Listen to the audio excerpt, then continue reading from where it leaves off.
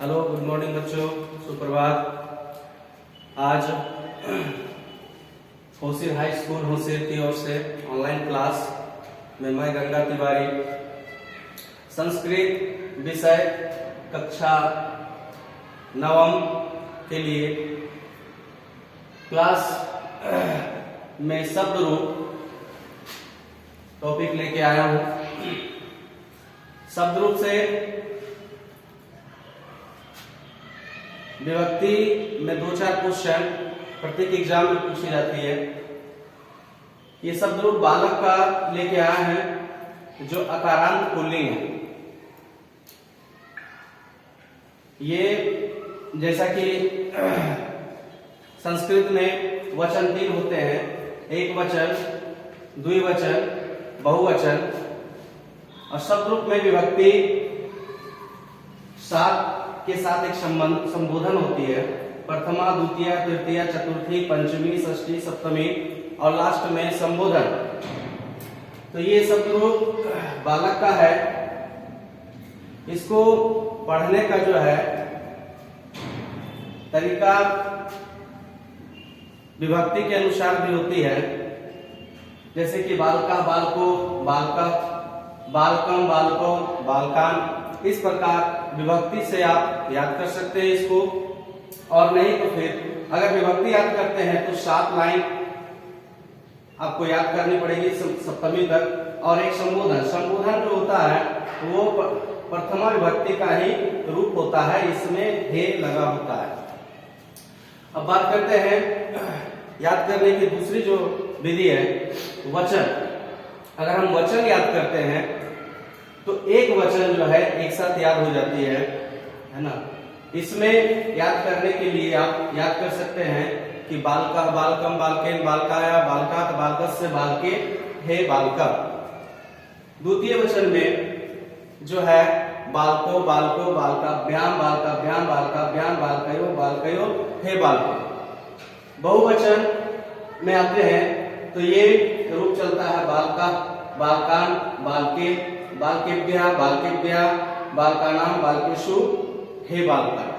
अब कुछ जो है कॉमन सी चीज है, जैसे कि ये द्विवचन अगर याद करते हैं हम तो इसमें प्रथमा, द्वितीय सेम होता है अकारांत पुल्लिंग का, और तृतीय, चतुर्थी, पंचमी सेम होता है, फिर षष्ठी, सप्तमी एक ही होता है। उसी प्रकार बहुवचन में भी यहाँ पर आपका चतुर्थी, पंचमी एक ही होता है। अच्छा, इसको जो है याद करने के लिए आप जो है अपने अनुसार इसको आप पढ़ सकते हैं। जैसे कि पढ़ने का एक तरीका है कि बालका, अगर एक वचन पढ़ते हैं तो बालका, बालकम, बालकेन, बालकाय, बालका तो बालकस्य, बालके, बालका। एक साथ आप एक वचन को याद कर लेंगे। प्रथमा, द्वितीय, तृतीय, चतुर्थी, पंचमी, षष्ठी, सप्तमी, संबोधन। तो इस प्रकार आप जो है जितना अधिक रिपीट करेंगे, पढ़ेंगे, उतनी आसानी से आपका दिमाग में ये फिट हो जाएगा। इसका जो है प्रयोग हम बताएंगे।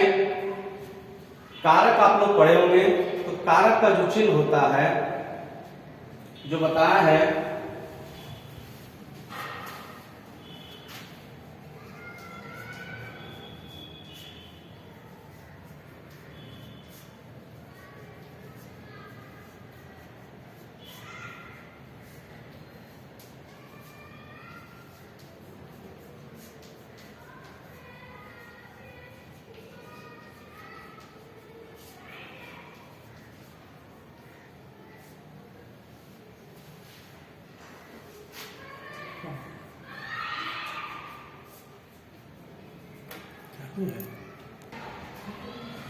तो बच्चों इसमें ये विभक्ति का जो यूज है, बच्चों को ये नहीं समझ आता है कि बालका, बालकाय या बालकेन या बालका, बालकम, इसका यूज कहाँ होगा, उपयोग कहाँ होगा।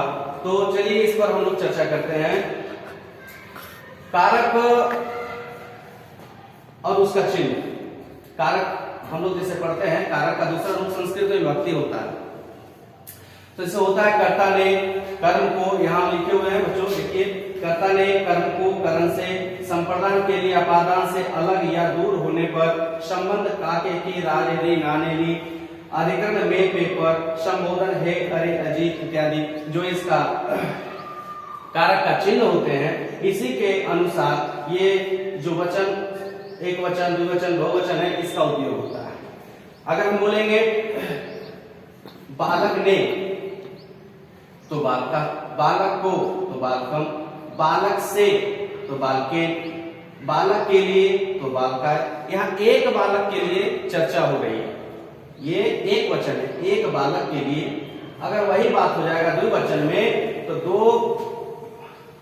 दो बालकों ने तो बालकों, दो बालकों को तो बालकों, दो बालकों से तो बालकाभ्याम।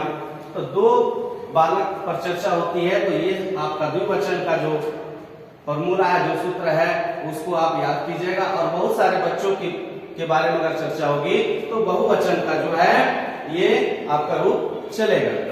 तो हमको ये विभक्ति जो है समझने के लिए इसका कहाँ उपयोग होता है, समझने के लिए हमको कारक और उसके चिन्ह को समझना पड़ता है। हाँ, तो बच्चों जैसे कि शब्द रूप का प्रयोग लेके आया है कि उसका प्रयोग कैसे होगा, तो कुछ अनुवाद यहाँ हिंदी से संस्कृत बता के आप लोगों को हम बता रहे हैं। जैसे कि पहला अनुवाद लिखा हुआ है बालक पढ़ता, प्रथमा विभक्ति, करता इसमें बालक है तो वो पढ़ रहा है, तो इसमें एक वचन प्रथमा विभक्ति बालका, उसके साथ पढ़ना क्रिया हो रहा है तो पठती, यानी बालक पढ़ता है तो हो जाएगा बालका पठती। द्वितीय विभक्ति में चलते हैं एक वचन का, तो बालक क्या कर रहा है, बालक पुस्तक को पढ़ता है। जैसे था कर्ता ने कर्म को, कर्म हो रहा है, क्या कर्म हो रहा है, पुस्तक को पढ़ा जा रहा है, तो बालक पुस्तक को पढ़ता है, हो जाएगा बालका पुस्तकम पढ़ती। जैसे था बालका बालकम, द्वितीय विभक्ति में था बालका बालकम, यानी कि पुस्तक है तो पुस्तकम, ठीक है, वही रूप चलेगा। द्वितीय विभक्ति में बालका पुस्तकम पठती, पुस्तक को पढ़ता। उसके बाद तृतीय विभक्ति का एक उदाहरण लेके आ रहे हैं, बालक पुस्तक को ध्यान से, ये तृतीय विभक्ति का आपका उदाहरण है। जैसे कि था कर्ता ने कर्म को करण से, यानी ध्यान से, यहाँ पढ़ा जा रहा है ध्यान से, तो ये तृतीय विभक्ति का उदाहरण है, बालक पुस्तक को ध्यान से पढ़ता है, यानी कि हो जाएगा बालका पुस्तकम ध्यानेन। जैसे था बालका बालकम बालकेन तृतीय विभक्ति में, तो यहाँ ध्यानेन हो जाएगा, उसका रूप चलेगा बालका पुस्तकम ध्यानेन पठति। चतुर्थी विभक्ति में संप्रदान कारक, बालक पुस्तक को ध्यान से ज्ञान के लिए पढ़ता है।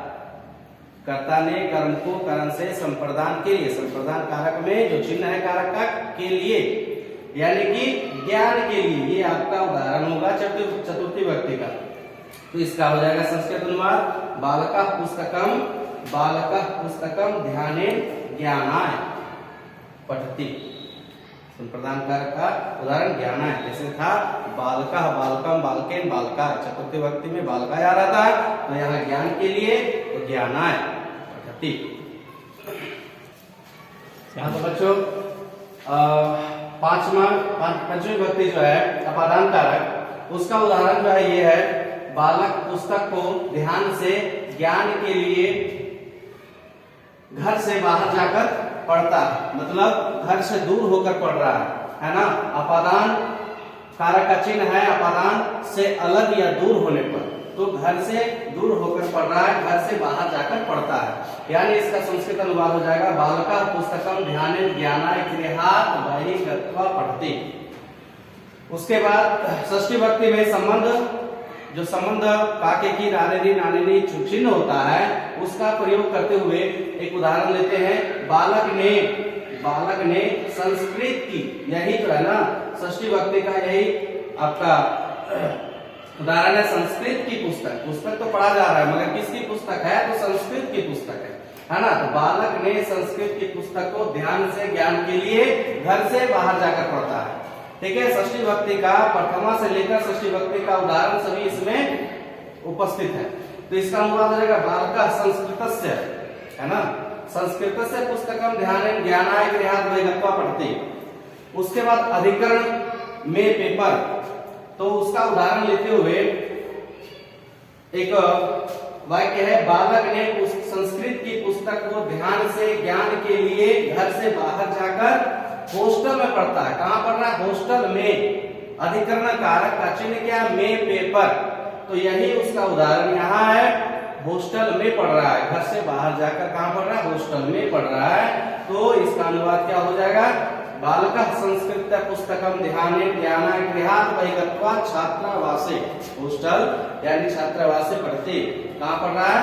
छात्रावास में पढ़ रहा है, हॉस्टल में पढ़ रहा है। तो ये अगर आप 7वां नंबर का अधिकरण कारक का जो उदाहरण इसमें दिए गए हैं, ये है हॉस्टल में, अगर ये लाइन आपको पूरा याद है तो इसमें प्रथमा से लेकर सप्तमी विभक्ति तक का सभी उदाहरण इसी में छिपा हुआ है, उपस्थित है। आप इसको ध्यान से पढ़ें, समझें और रिवीजन करें। आपका जो है शब्द रूप अकारांत पुल्लिंग बालक का, उसके अनुसार जो है इसमें सभी उदाहरण दिया गया है। आप इसको इस तरह करके याद कर सकते हैं, पढ़ सकते हैं, सब वाक्य के अनुसार इसका प्रयोग दिए। और अष्टम, नवम, दशम जो कक्षाएं हैं, इसमें ये शब्द रूप से जुड़ा हुआ 2-3 प्रश्न जरूर पूछा जाता है, इसलिए शब्द रूप को आप अच्छे से याद करेंगे और धातु रूप को भी पढ़ेंगे। अगले क्लास में धातु रूप का भी जो है क्लास दिया जाएगा।